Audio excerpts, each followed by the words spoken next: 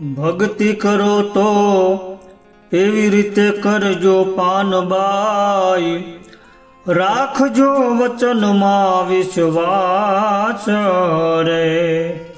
ગંગા સતી એમ બોલ્યા રે, એને કહીએ હરિના દાસ રે।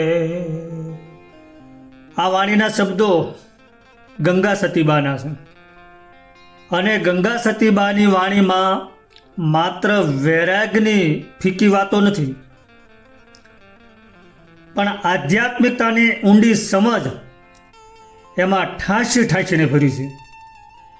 એમની વાણી પરાવાણી છે અને બહુ જ ધીરજપૂર્વક ગંગા સતીએ આધ્યાત્મિક માર્ગમાં પાનબાઈના જીવનને ઘડ્યું છે અને પાનબાઈને બોધ આપતા કહે છે કે સંતો ભક્તોની સંગતમાં રહેજો અને ભજનમાં ભરપૂર રહેજો અને નિર્મળ થઈને ભક્તિ કરજો અને વચનમાં વિશ્વાસ રાખજો।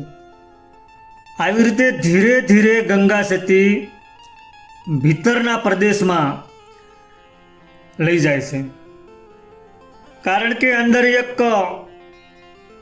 ખ્યાલ આવે કે ગમે તેટલી મહેનત કરીએ, ગમે તેટલું કમાઈ લઈએ, ગમે તેટલી સંપત્તિ કે મિલકત ભેગી કરી લઈએ, પણ સુખ તો મળવાનું હોય તો જ મળે છે। આપણે જોઈએ છીએ કે સામે ભર્યું ભાણું હોય તોય ખાઈ શકાતું નથી।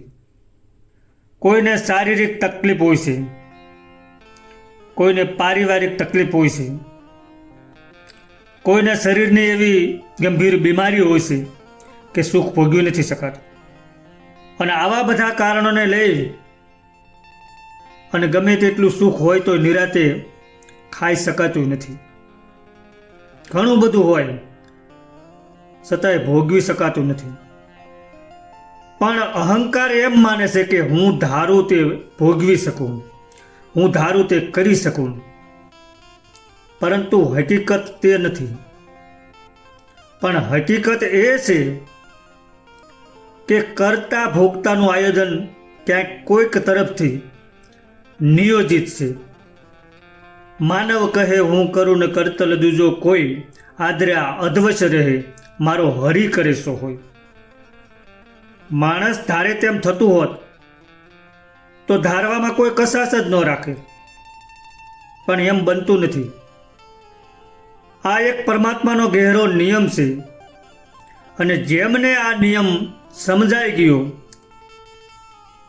તે અહંકારને વગાડતા જાય છે, અહંકારને છોડી દે છે, અને અહંકાર ઓગળે એટલે કુદરત ઉપર વિશ્વાસ દ્રઢ થતો જાય છે, અને પછી દ્રઢ વિશ્વાસની સાથે અંદરની ભક્તિ પ્રગટે છે। અને આ ભક્તિ એટલે નિમ્ન ભાવદશામાંથી ઉત્તર ભાવદશાની યાત્રા, અને આ યાત્રાનું પરિણામ એ આવે કે ભક્તની સુરતા હવે ભીતરમાં લાગે છે અને પછી બીજાના અવગુણ જોવાનું બંધ થાય છે। હવે બહાર ખેંચાતો જીવ છે તેનું ખેંચાણ બંધ થઈ જાય અને આશા તૃષ્ણા બંધ થવાની સાથે શીત જે બહાર ખેંચાતું બંધ થઈ જાય અને પછી જીવ શાંત થાય અને પછી સાચી ભક્તિ પ્રગટે છે। તો આ ભક્તિ કેવી રીતે કરવી? તો ગંગા સતી કહે છે કે ભક્તિ કરવામાં રાખજો વચનમાં વિશ્વાસ રે। તો આ વચન શબ્દ બહુ ગહેરો છે। ગંગા સતીના સાધનાનું કેન્દ્ર સ્થાન તત્વ આ છે વચન। વચન 14 લોકથી ન્યારું છે। પરમાત્મા અને તેની બનાવેલી આ સૃષ્ટિ, જળ અને ચૈતન્ય, ભગવાન અને ભક્ત, આ બધા કોઈ એક તાતણે બંધાયેલા છે, અને આ બાંધનાર જે તાતણો છે તે વચન। ભગવાન અને ભક્ત વચનથી બંધાયેલા છે।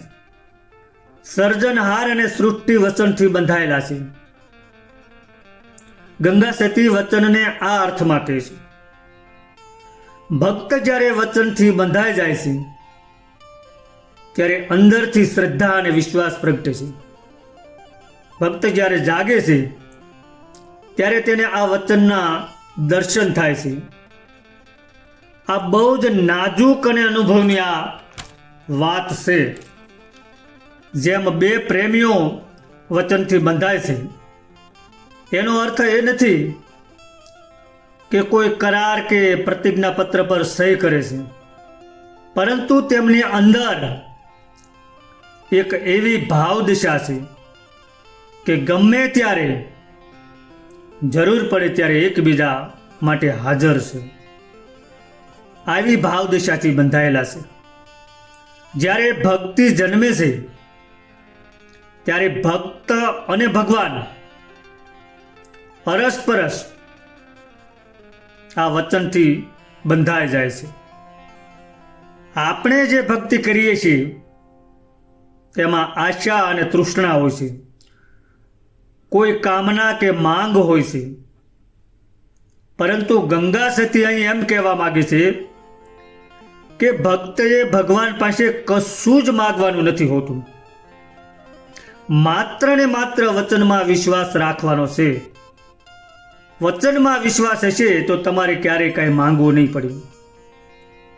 અને માંગવું એટલે ભરોસા કે વચનનો અવિશ્વાસ.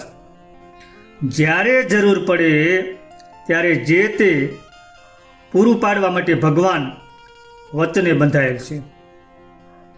આ ભાવનું દર્શન થવું જોઈએ અને દ્રઢ વિશ્વાસ પણ રહેવો જોઈએ. પરંતુ આવો વિશ્વાસ આપણે રાખી શકતા નથી. અહંકારને કારણે એમ થતું નથી. ભક્તિમાં અહંકારનો પડદો આપણને ભૂંડી રીતે નડે છે. ભગવાને નરસિંહ મહેતાની ઊંડી સ્વીકારી, એ વાત સાચી, પણ આપણી ઊંડી ક્યાં સ્વીકારે છે? ના. કારણ શું? તો આપણાથી એવી ભક્તિ થાય ખરી તો સ્વીકારે. ભક્તિમાં ભગવાન પર ભરોસો બહુ મોટી વાત છે. તમે જુઓ કે એક પણ હાસા ભક્તે ક્યારેય એવી ફરિયાદ નથી કરી કે મેં ભગવાનને સુકાન સોંપ્યું અને ડૂબી ગયા. બધા જ ભક્તો તરી ગયા છે, એ આપણે જોઈએ છીએ. અને અંતમાં ગંગા સતી પાનબાઈને કહે છે કે એને કહીએ હરિના દાસ રે. તો હરિના દાસ હોવું ને તે ગહેરી ભાવ દિશા છે. શ્રી હરિ એ સૃષ્ટિના સર્જનહાર છે. તેમની આ સૃષ્ટિમાં જે કાંઈ સામે આવે છે તેની મારે સેવા કરવાની છે. આ દાસ ભાવ. આ દુનિયા હરિની છે અને તેમાં વ્યવહારની જે જુદી જુદી વ્યવસ્થા છે તેમાં માલિકી ભાવ ન હોવો જોઈએ. પણ અહંકાર હંમેશા માલિક રહેવા માગે છે, તે ક્યારેય દાસ થવા માગતો નથી. પણ મૂળ વાત એ છે કે જેણે ભક્તિ કરવી છે તેણે આ અહંકાર તો પહેલા છોડવો પડે છે. અહંકાર છોડીને દાસ ભાવ સેવવો પડે છે અને ગમે તેની સેવા કરવા માટે હંમેશા તત્પર રહેવું જોઈએ. ભક્તિના આવા બધા પાઠ ગંગા સતી પાનબાઈને સમજાવી અને ભક્તિ માર્ગમાં આગળ વધવા માટેનો આ ઉપદેશ આપે છે. અને માત્ર પાનબાઈ માટેનો જ આ ઉપદેશ નથી, આપણે પણ એ ઉપદેશને જીવનમાં આપણા આચરણમાં ઉતારવા જેવો છે. સદગુરુ ભગવાનની જય.